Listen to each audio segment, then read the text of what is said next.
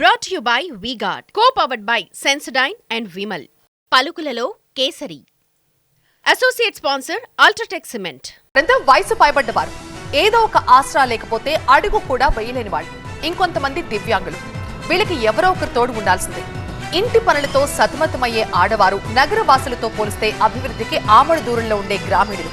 అయినా సరే ఓటు వేయడానికి వాళ్ళు చూపించిన ఉత్సాహం ఎంతో మందికి కనువిప్పు కాగలదు. ఏపీలో ఎన్నికల వేళ పలుచోట్ల ఇలాంటి దృశ్యాలే కనిపించి అలరించాయి.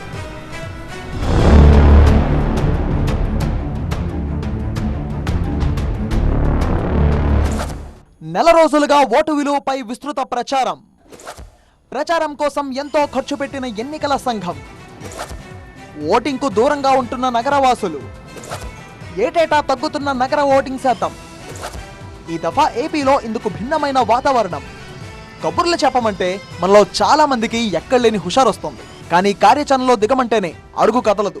అయితే ఈ సోది మాకెందుకంటారా?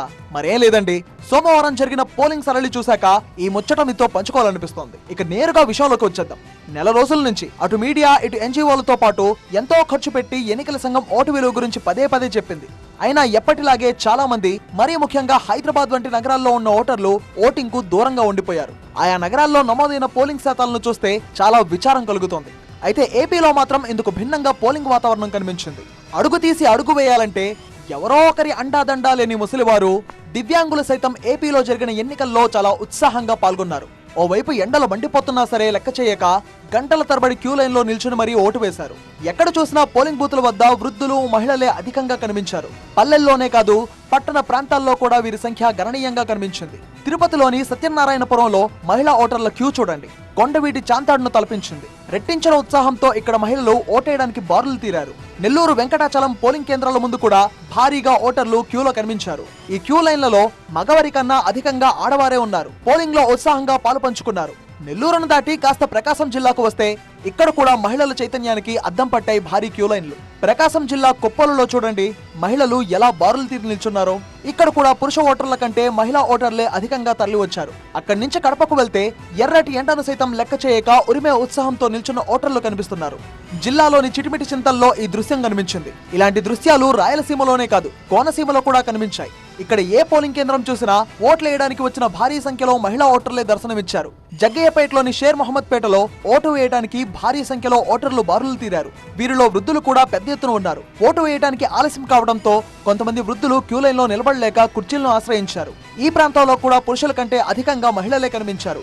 ఇక ఏలూరు జిల్లా దెందులూరులో మరో దృశ్యం అపురూపంగా కనిపించింది. పదండి పోదాం ఓటేయటానికి అంటూ పెద్ద ఎత్తున మహిళా ఓటర్లు బారులు తీరారు.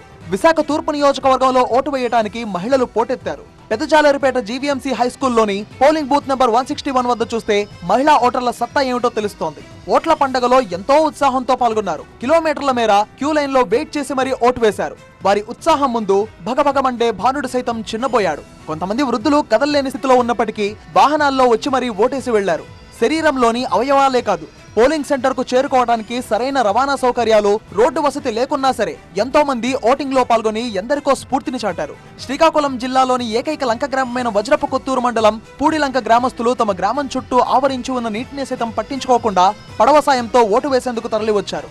అటవీ ప్రాంతం నుంచి ఓ మహిళ ఓటు వేయడానికి డోలీ సాయంతో పోలింగ్ కేంద్రానికి వచ్చింది. ఇలాంటి వారిని చూసైనా సరే కొందరు మారితే చాలని పలువురు అభిప్రాయపడ్డారు.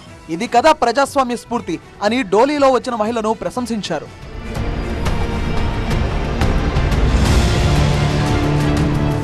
Brought to you by V-Guard, co-powered by Sensodyne and Vimal. పలుకులలో Kesari. Associate sponsor UltraTech cement.